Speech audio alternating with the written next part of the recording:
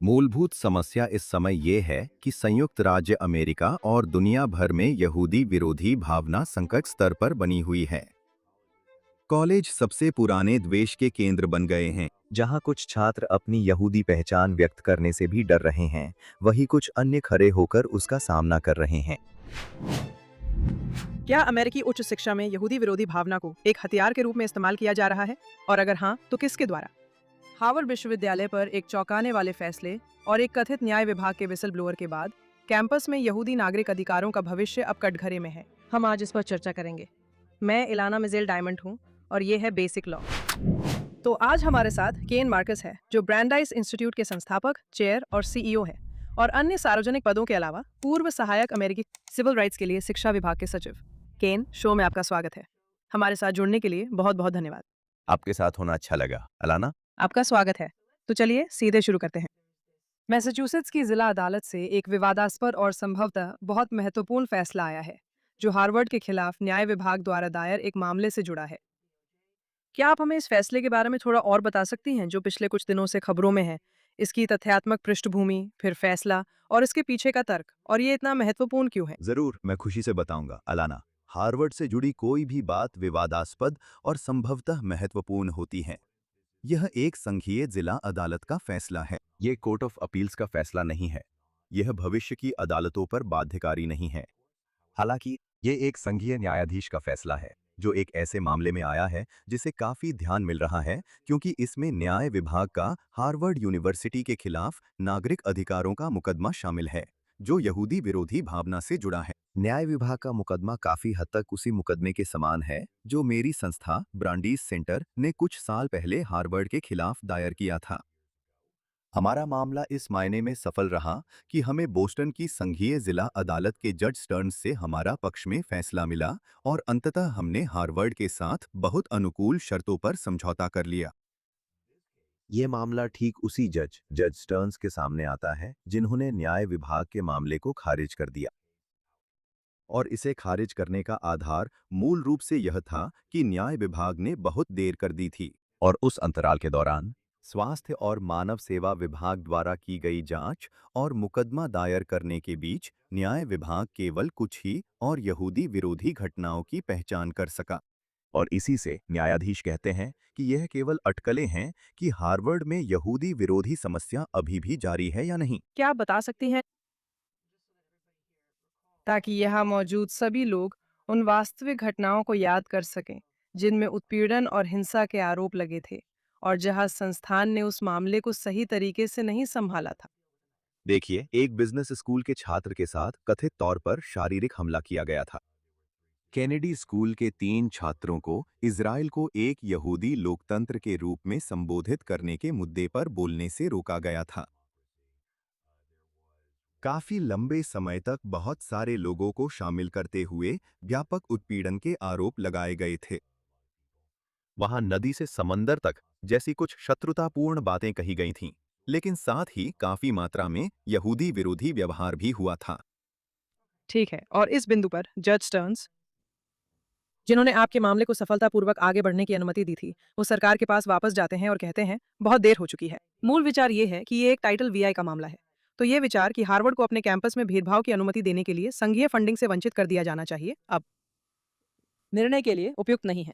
हाँ, तो ध्यान रखें कि पहले न्याय विभाग ने बस बहुत जल्दी कदम उठाने की कोशिश की थी, कुछ प्रक्रियाओं को नजरअंदाज किया था और हार्वर्ड की फंडिंग को रोक दिया था। और एक अलग संघीय जिला अदालत के जज ने कहा कि यह बहुत जल्दी है, आपको प्रक्रिया से गुजरना होगा। इस बार न्याय विभाग और स्वास्थ्य एवं मानव सेवा विभाग ने पूरी प्रक्रिया का पालन किया, और अब वे कह रहे हैं कि यह बहुत धीमा है, क्योंकि कथित घटनाओं और अदालत में दायर करने के बीच का समय बहुत लंबा था। तो अगर दोनों फैसले बरकरार रहते हैं, तो फिर मैसाचुसेट्स के डिस्ट्रिक्ट कोर्ट में जस्टिस डिपार्टमेंट का टाइटल वीई का कोई भी केस, चाहे वह यहूदी विरोध से जुड़ा हो या कुछ और, कभी भी सफल नहीं हो सकता। जस्टिस डिपार्टमेंट ने दशकों से बहुत ही कम सिविल राइट्स के मामले लाए हैं, खासकर यहूदी विरोधी मामलों में। अब जब वे ऐसा कर रहे हैं, तो अदालतें उसे रोक रही हैं और एक ऐसा मानक लागू कर रही हैं जो अगर लगातार इस्तेमाल किया जाए तो ये जस्टिस डिपार्टमेंट द्वारा किसी भी अन्य प्रकार के सिविल राइट्स प्रवर्तन को लगभग असंभव बना देगा। तो आपको क्या लगता है कि इसके पीछे क्या वजह है? क्योंकि ऐसा लगता है कि जब आप निजी तौर पर मुकदमा करते हैं, तो उसमें आप जानते हैं उसमें कुछ संभावना हो सकती है। हाँ, ये जरूरी नहीं कि निजी मुकदमों जैसे वह मुकदमा जो हमने दायर किया था को प्रभावित करे। हालांकि यह उन शिकायतों को जरूर प्रभावित करेगा जो संघीय प्रवर्तन एजेंसियों जैसे शिक्षा विभाग के सामने लाई जाती हैं। स्वास्थ्य और मानव सेवा विभाग, समान रोजगार अवसर आयोग। मुझे लगता है कि ये फैसला काफी हद तक भ्रमित करने वाला है। इसमें गलत मानक लागू किया गया है, जो अन्य प्रकार के मामलों में लागू हो सकता है, लेकिन इस मामले में नहीं। हो सकता है कि बॉस्टन में ट्रंप प्रशासन को लेकर कुछ हद तक निराशा हो। इसी अदालत में एक अलग संघीय जिला न्यायाधीश जज बैरोज ने इन्हीं पक्षों से जुड़े एक अलग फैसले में इस बात को काफी स्पष्ट रूप से व्यक्त किया था। तो हो सकता है कि इस समय हार्वर्ड के मामले में संघीय सरकार की ओर से और सुनने की एक सामान्य अनिच्छा हो। मुझे लगता है कि मामला यही है, लेकिन ये कल्पना करना मुश्किल है कि अगर ये फैसला सुप्रीम कोर्ट तक जाता है तो यह टिक पाएगा। क्या आपको लगता है कि ऐसा हो सकता है? मुझे लगता है कि न्याय विभाग को अपील करनी चाहिए। मुझे नहीं पता कि फर्स्ट सर्किट इसे कैसे संभालेगा, लेकिन अगर न्याय विभाग को फर्स्ट सर्किट से प्रतिकूल फैसला मिलता है तो मुझे लगता है कि यह सुप्रीम कोर्ट जाएगा और कोर्ट को इसे सुनना चाहिए और न्याय विभाग की जीत होगी। तो स्पष्ट रूप से कहें तो, आपको लगता है कि अगर ये फैसला ऐसे ही रहता है, तो इसका असर हो सकता है, लेकिन इसकी संभावना कम है। हाँ, फिलहाल के लिए ये बॉस्टन की संघीय जिला अदालत में लाए गए मामलों के लिए अच्छा नहीं है, और मैसाचुसेट्स और न्यू इंग्लैंड में बड़ी संख्या में कॉलेज और विश्वविद्यालय हैं। तो ये कोई छोटी बात नहीं है। ये फैसला भले ही औपचारिक रूप से बाध्यकारी न हो, देश भर की अदालतों में भी उठाया जाएगा। तो उदाहरण के लिए, मुझे उम्मीद है कि इसका इस्तेमाल यूसीएलए में न्याय विभाग के खिलाफ किया जाएगा। वो रहा। उस मामले से भी ज़्यादा। समान रोजगार अवसर आयोग की चेयर एंड्रिया लुकास ने धरना शिविरों के समय यूसीएलए के खिलाफ एक शिकायत दर्ज की थी। 2023 के अंत में 2024 की शुरुआत में 7 अक्टूबर को हुए हमास हमलों और उसके बाद अमेरिकी कैंपसों में जो विरोध प्रदर्शन हुए, जो यूसीएलए में काफी तीव्र थे, उसी के चलते लूकस ने उस समय इसे देखा था। वह एक कमिश्नर थीं और उन्हें ईईओसी से एक जांच मिली थी। उस जांच के परिणाम स्वरूप उस समय यूसीएलए द्वारा उल्लंघन के निष्कर्ष निकले थे। फिर इस मामले को न्याय विभाग के पास भेज दिया गया और न्याय विभाग ने टाइटल 7 के तहत प्रक्रियाओं का पालन किया, जो कार्यस्थल पर लागू होता है, और संघीय जिला अदालत में मामला दायर किया। उन्होंने सभी औपचारिकताएं पूरी की, जिसमें कुछ साल लग गए। अगर लॉस एंजलिस की जिला अदालत बॉस्टन के जज स्टर्न्स से सहमत होती है, तो वे कह सकते हैं कि यह पर्याप्त नहीं है, कि सरकार ने एक उल्लंघन पाया जिसे विश्वविद्यालय ठीक नहीं कर सका, और मामला खारिज किया जा सकता है। मुझे नहीं लगता कि ऐसा होगा, लेकिन यही जोखिम रहेगा। क्या आप मुझे थोड़ा और बता सकती हैं कि यूसीएलए में वास्तव में क्या हो रहा था? यूसीएलए में हमने बड़े पैमाने पर धरना शिविर देखे और यहूदी छात्रों और अन्य यहूदी अमेरिकियों को कैंपस पार करने से रोका गया। उनका आरोप था कि उन्हें डेरों के बीच से होकर कक्षा में जाने की अनुमति नहीं दी गई जब तक कि वे इजराइल राज्य की निंदा और अस्वीकृति का बयान नहीं देते। एक संघीय जिला अदालत के न्यायाधीश ने एक पहले के मामले में पहले ही संकेत दिया था कि यह कानून का उल्लंघन जैसा लगता है, हालांकि कोई अंतिम निर्णय नहीं लिया गया था। अब यूसीएलए में विभिन्न प्रकार की मुकदमेबाजी लंबित है और इसका कुछ हिस्सा खतरे में पड़ सकता है अगर लॉस एंजलिस की अदालत बोस्टन की अदालत से सहमत हो जाती है। और उन मौजूदा मामलों का क्या, जो पहले ही सुलझ चुके हैं? तो उदाहरण के लिए, कोलंबिया के पास 25 में संघीय सरकार द्वारा कई मिलियन वो की सैकड़ों मिलियन डॉलर के अनुदान रोक दिए गए थे, जो वर्तमान में जज स्टर्न्स द्वारा लागू किए जा रहे मानक के तहत हुआ था। क्या ऐसे मामलों के फिर से खुलने का खतरा है या? विडंबना यह है कि नहीं। प्रशासन के शुरुआती दौर में संघीय सरकार ने बहुत सख्ती और तेजी से कार्रवाई की थी। फंड्स को फ्रीज कर दिया गया और ऐसे कदम उठाए गए जो असाधारण रूप से कड़े और सख्त थे। और ऐसा जरूरी नहीं था कि उन सभी प्रक्रियाओं का पालन किया गया हो जो जरूरी होती हैं। अब संघीय सरकार की इसके लिए आलोचना हो रही है, लेकिन सच तो ये है कि उस समय वे बहुत महत्वपूर्ण समझौते करने में सक्षम रहे। तब से सरकार आमतौर पर पारंपरिक जांच की ओर बढ़ने लगी है और सामान्य नियमों का पालन करने लगी है।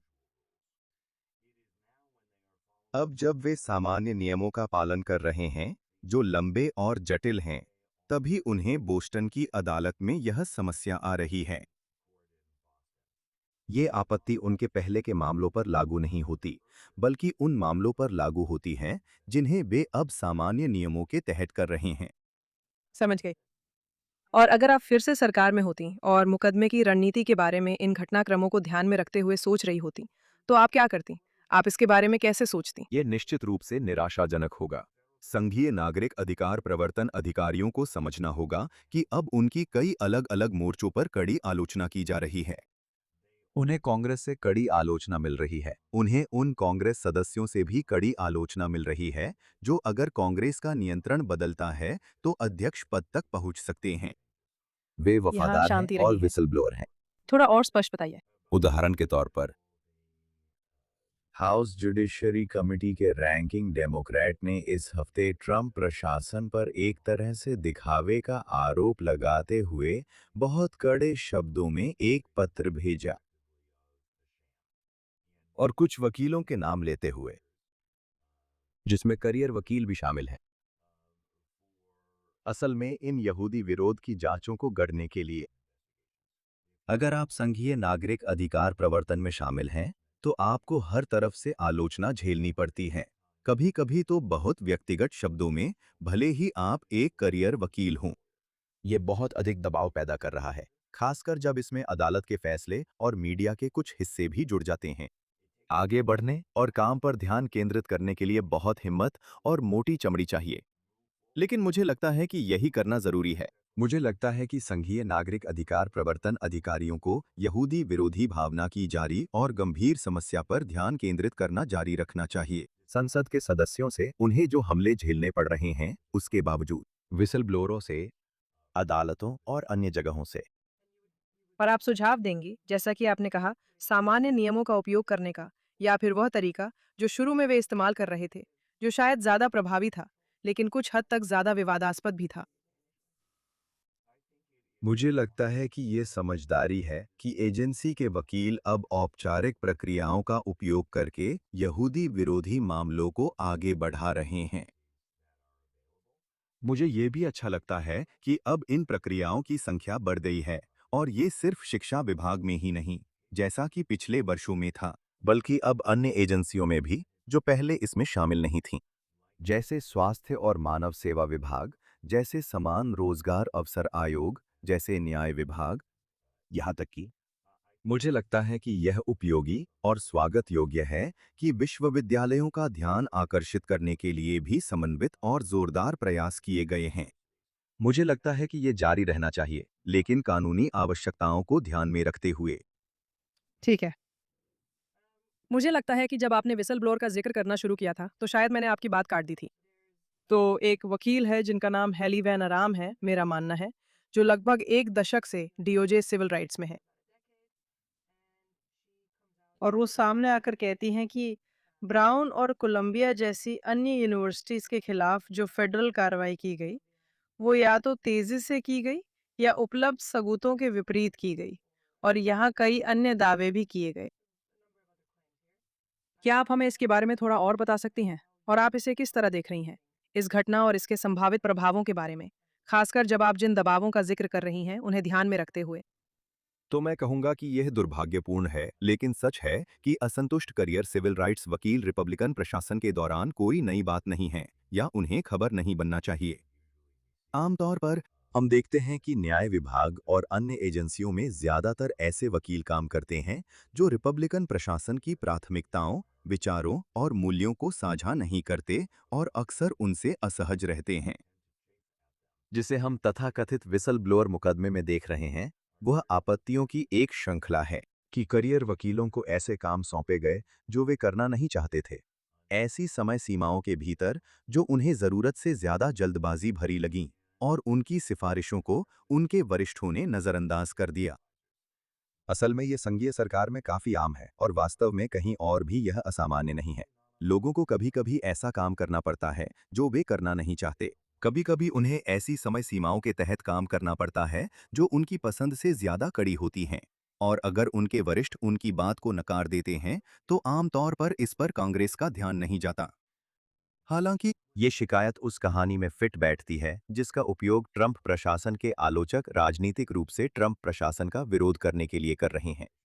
ये तो बस सामान्य राजनीति है, तो शायद इसमें कोई हैरानी की बात नहीं है कि कांग्रेस के एक प्रमुख सदस्य ने इस विसल ब्लोअर शिकायत को लिया है और मूल रूप से इसे बड़ा बना दिया है और इसे ट्रंप प्रशासन पर गलत काम करने के आरोपों के आधार के रूप में लिया है।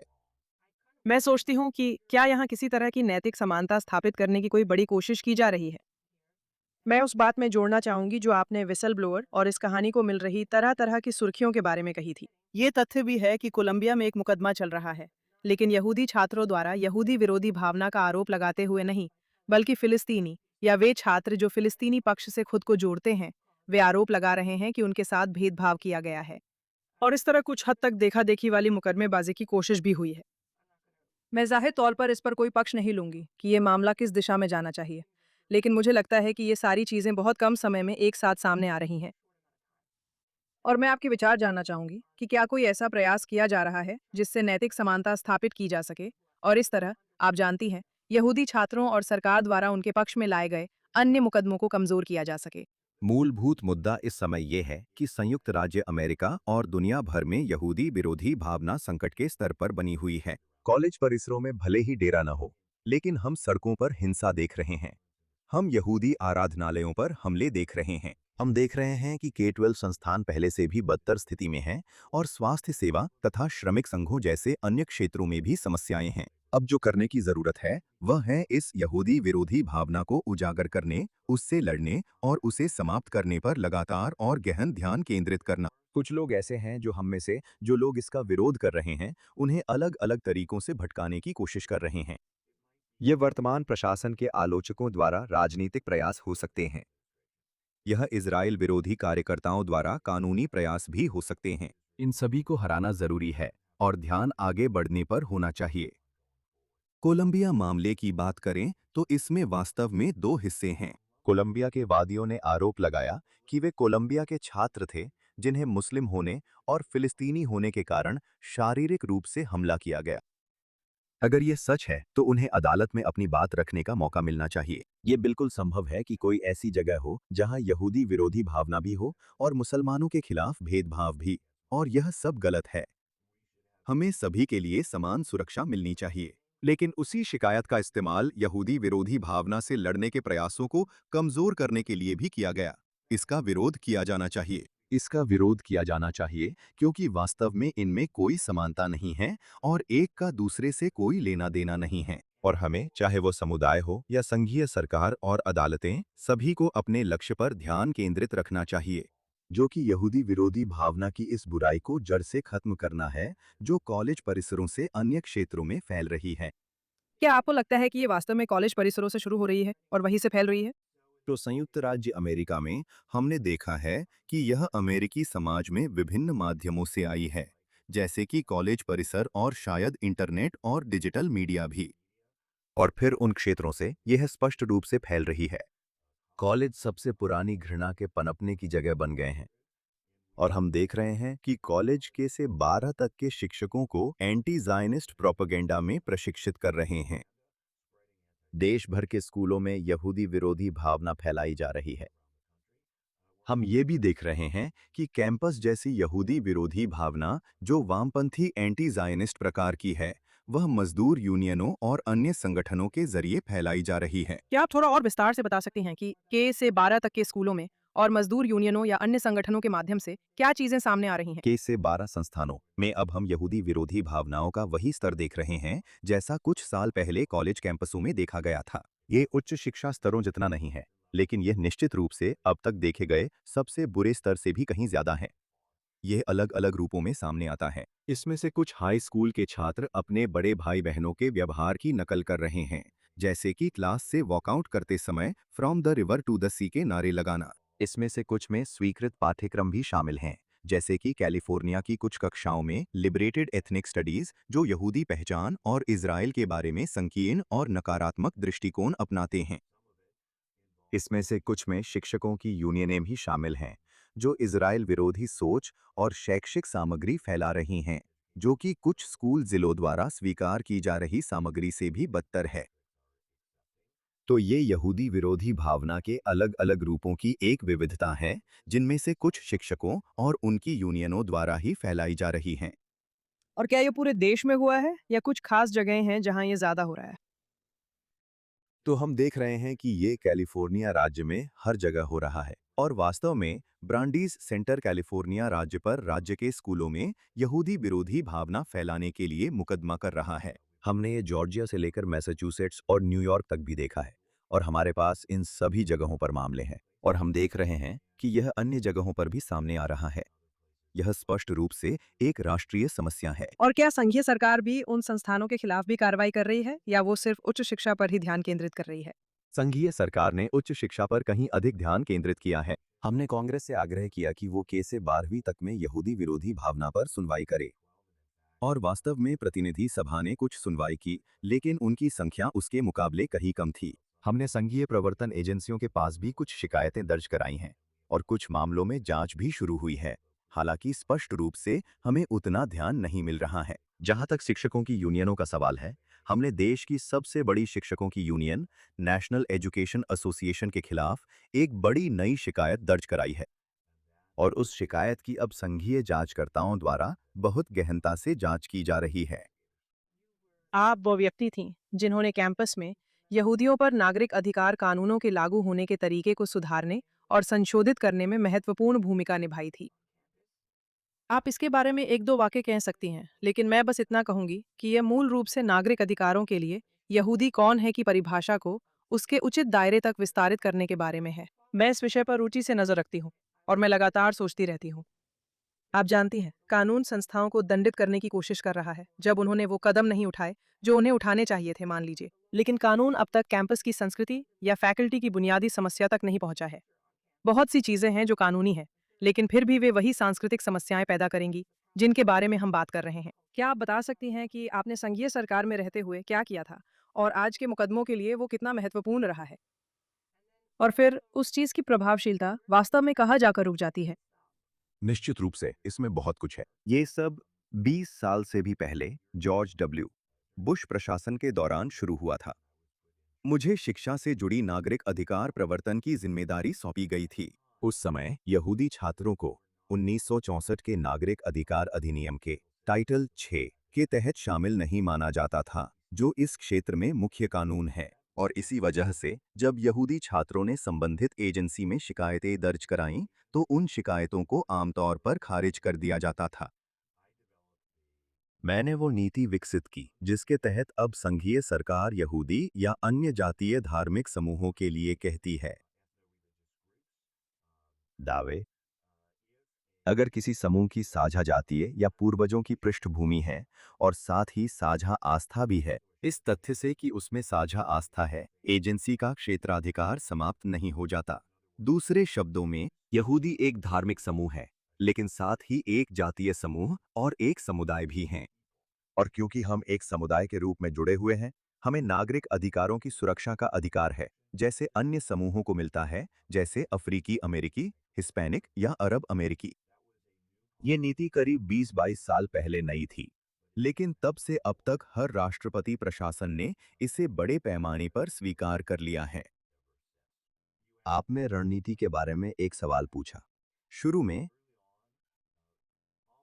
हमारे सभी मामले हार्वर्ड, एमआईटी और बर्कले जैसे संस्थानों पर केंद्रित थे, जो यहूदी छात्रों के लिए शत्रुतापूर्ण माहौल को बने रहने देते थे। इस धारणा के आधार पर कि हमें हर घटना से नहीं लड़ना चाहिए, बल्कि पूरे संस्थानों को जिम्मेदार ठहराया जाए ताकि वे भविष्य में इन मुद्दों को संभाल सकें। हम अभी भी उस दिशा में काम करते हैं, लेकिन साथ ही हम कुछ गलत करने वालों और कुछ संगठनों के खिलाफ भी कार्रवाई करते हैं जो संस्कृति को विषाक्त बना रहे हैं।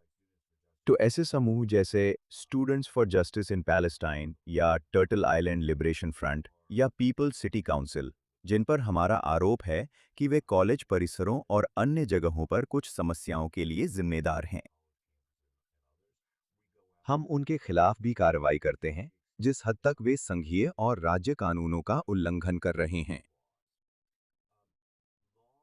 अमेरिका में सामाजिक बदलाव की कुंजी कानून है, लेकिन यह अकेले काम नहीं कर सकता। जनता में जागरूकता बढ़ाने की जरूरत है, शिक्षा की जरूरत है, एक्टिविज्म की जरूरत है। हमने अपनी रणनीति में इसे शामिल करने की कोशिश की ताकि जब हम मुकदमा दायर करें तो हम मीडिया के जरिए भी जागरूकता बढ़ा सकें। कैपिटल हिल पर, कार्यकारी एजेंसियों में, राज्य की राजधानियों में और आम जनता में, क्योंकि हम मानते हैं कि बिना कानून के आप बदलाव नहीं ला सकते, लेकिन सिर्फ कानून ही पर्याप्त नहीं है। मूल रूप से इस समय संघीय सरकार जो करने की कोशिश कर रही है वह अपने मुकदमों के जरिए उन संस्थाओं को धमकाना, मनाना या दंडित करना है जो संघीय फंडिंग प्राप्त करती हैं, ताकि वे एक निश्चित तरीके से काम करें। तो मैं वास्तव में सिर्फ इन संस्थाओं के लिए संघीय फंडिंग के महत्व पर चर्चा करना चाहूंगी, जिनकी निश्चित रूप से बड़ी विरासतें और विशाल निधियां हैं, और ये संघीय सरकार द्वारा इस्तेमाल किया जाने वाला एक प्रभावी उपकरण क्यों है या हो सकता है। और फिर दूसरा सवाल वास्तव में इस तथ्य के इर्द गिर्द घूमता है कि प्रशासन बदलते रहते हैं। तो आप जानती हैं, कोई संस्था अगर वह दंड की हकदार है और एक प्रशासन द्वारा दंडित की जाती है, तो कुछ साल बाद ही उसकी फंडिंग आसानी से बहाल की जा सकती है। क्या इससे किसी तरह संघीय कार्रवाई की प्रभावशीलता कमजोर होती है?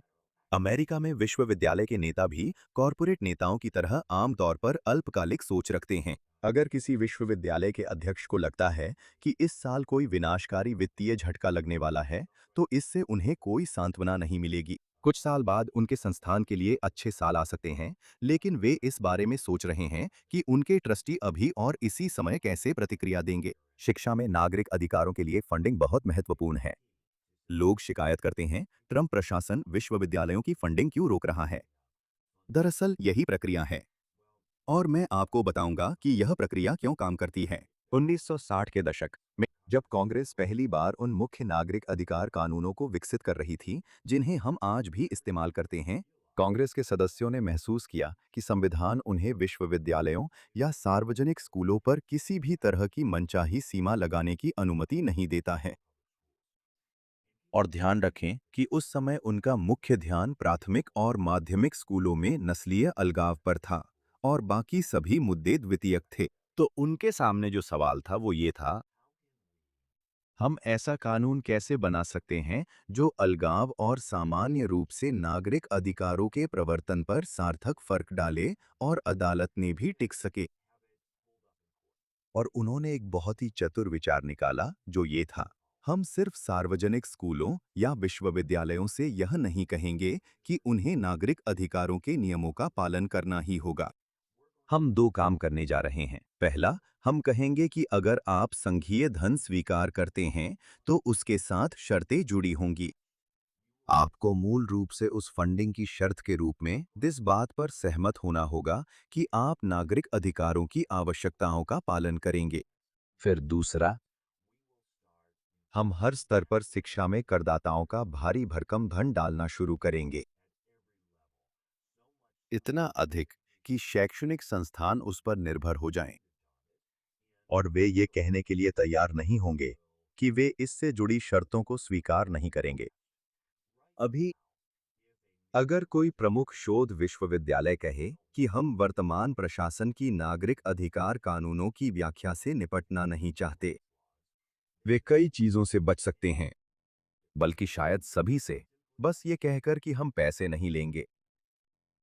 और कुछ छोटे ईसाई संस्थान हैं जो सिद्धांत के आधार पर संघीय पैसे नहीं लेते, लेकिन बड़े शोध विश्वविद्यालय इस पर इतने निर्भर हो गए हैं कि वे ऐसा निर्णय नहीं लेंगे। आपको क्या लगता है कि कॉलेजों और विश्वविद्यालयों के खिलाफ नागरिक अधिकारों की कार्रवाइयों के संदर्भ में कौन कौन से बड़े और महत्वपूर्ण मामले सामने आ सकते हैं? कुछ मायनों में इस समय सबसे बड़ा मामला स्टैंड विद अस बनाम मैसाचुसेट्स इंस्टीट्यूट ऑफ टेक्नोलॉजी है। यह यहूदी समुदाय के लिए एक बड़ा झटका था। और अगर सुप्रीम कोर्ट इसे समीक्षा के लिए चुनती है तो ये पलटने का एक मौका हो सकता है। कई अन्य मामले भी हैं जो जीत रहे हैं। क्या आप इसके बारे में थोड़ा और साझा कर सकती हैं? मैं नहीं कर सकता और मुझे कहना होगा कि यह काफी तकनीकी है। यह वैसा नहीं है जैसा लोग सोचते हैं। उदाहरण के लिए, यह अभिव्यक्ति की स्वतंत्रता का मामला नहीं था, वह मुद्दा नहीं था। एमआईटी में मुद्दा मूल रूप से ये था कि क्या विश्वविद्यालय ने उस यहूदी विरोधी भावना के प्रति उचित प्रतिक्रिया दी थी जिसकी उसे जानकारी थी। जो शब्द इस्तेमाल किया जा रहा था वो था जानबूझकर उपेक्षा। क्या विश्वविद्यालय जानबूझकर अपनी नाक के नीचे हो रही घटनाओं के प्रति उदासीन था? जिस तरीके से उस मानक को अदालत द्वारा लागू किया गया वो शायद गलत था। मुझे लगता है कि वो गलत था। लेकिन क्या सुप्रीम कोर्ट इस मुद्दे को अपने समय और समीक्षा के लायक मानेगा या नहीं? यह एक सवाल है जिस पर हम अभी नजर रखेंगे। इसी समय हम यूसीएलए से लेकर एमआईटी और देश भर में महत्वपूर्ण मामलों को देख रहे हैं। हालांकि अब उन्हें उतनी मीडिया में सुर्खियां नहीं मिल रही हैं जितनी शायद 1 या 2 साल पहले मिलती थीं। लेकिन उनमें से कई मामले महत्वपूर्ण हैं और जितने महत्वपूर्ण फैसले हैं उतने ही महत्वपूर्ण निपटारे भी हैं। हम रीड कॉलेज जैसी जगहों पर महत्वपूर्ण समझौते कर रहे हैं जो इन कॉलेजों के संचालन के तरीके में बहुत बड़े बदलाव ला रहे हैं। ये सब हो रहा है जैसा कि हम बात कर रहे हैं। मैं संस्थानों का नाम नहीं लूंगा, लेकिन मैं आपको बता सकता हूं कि ब्रांडीज सेंटर के वकील इस समय कई संस्थानों के साथ बातचीत कर रहे हैं जिनमें बड़े विश्वविद्यालय और छोटे कॉलेज दोनों शामिल हैं। लेकिन जो तरह-तरह के समाधान समझौतों में सामने आते हैं, वे किस प्रकार के होते हैं? तो वे अलग-अलग हो सकते हैं, लेकिन आमतौर पर जो मजबूत समझौते होते हैं, उनमें कई घटक होते हैं। अच्छे समझौते संस्थान को अंतर्राष्ट्रीय होलोकॉस्ट स्मरण गठबंधन की यहूदी विरोध की कार्य परिभाषा का उपयोग करने की आवश्यकता रखते हैं। सिर्फ शैक्षिक उद्देश्यों के लिए ही नहीं, बल्कि आचरण का मूल्यांकन करने के लिए भी। वे यह स्पष्ट करते हैं कि ज़ायोनिस्टों पर हमलों को नागरिक अधिकारों का उल्लंघन माना जाना चाहिए और ज़ायोनिज्म केवल एक राजनीतिक दृष्टिकोण नहीं है, बल्कि कई यहूदियों के लिए यहूदी पहचान का भी एक पहलू है। इनमें ऐसे प्रावधान हो सकते हैं जो या तो एक स्वतंत्र निगरानीकर्ता या कम से कम किसी प्रकार के निगरानीकर्ता की स्थापना करे, ताकि यह सुनिश्चित किया जा सके कि शर्तों का पालन किया जा रहा है। वे नए पद बना सकते हैं, जैसे कि टाइटल 6 समन्वयक, जिसका ध्यान यहूदी विरोधी मुद्दों पर केंद्रित हो। अक्सर वे यहूदी विरोधी और जायनवाद विरोधी विषयों पर प्रशिक्षण भी देंगे। आमतौर पर एक व्यापक पैकेज की आवश्यकता होती है और उसमें कुछ विशेष प्रावधान होने चाहिए जो किसी विशेष कॉलेज या विश्वविद्यालय में जो कुछ भी हो रहा था उससे संबंधित हों। मैं कहूंगा कि कुछ अच्छी खबर है। तो सबसे पहले विरोध पहले से कहीं ज्यादा मजबूत है। ब्रांडीज सेंटर अब 7 अक्टूबर की तुलना में कई गुना बड़ा है और कई अन्य संगठन भी हैं जो लड़ाई लड़ रहे हैं। दूसरा, मेरी राय में कॉलेज और विश्वविद्यालय बिल्कुल परफेक्ट काम नहीं कर रहे हैं, लेकिन वे यहूदी विरोधी घटनाओं पर पहले की तुलना में अब कहीं बेहतर प्रतिक्रिया दे रहे हैं। यहूदी संगठनों के प्रयास, हमारे जैसे संगठनों के, संघीय प्रवर्तन अधिकारियों और कांग्रेस के प्रयास निश्चित रूप से असर दिखा रहे हैं। और तीसरा, जहां कुछ छात्र अपनी यहूदी पहचान को व्यक्त करने से भी डर रहे हैं, वहीं कुछ अन्य छात्र डटकर खड़े हो रहे हैं। और हम यहूदी नेताओं की एक नई पीढ़ी देख रहे हैं, जिनमें से कुछ बहुत ही युवा हैं, यहाँ तक कि हाई स्कूल के छात्र और निश्चित ही कॉलेज के छात्र भी डटकर खड़े हो रहे हैं और संघर्ष कर रहे हैं। यही हमें देखना चाहिए। और अगर कुछ भी बदलाव ला सकता है, तो वही है जो हालात को बदल देगा। मैं आपको और कई अन्य लोगों को इस मिशन को आगे बढ़ाने में बहुत सफलता की शुभकामनाएं देती हूँ। और एक बार फिर शो में आने के लिए धन्यवाद। धन्यवाद एलॉन, मुझे बहुत खुशी हुई।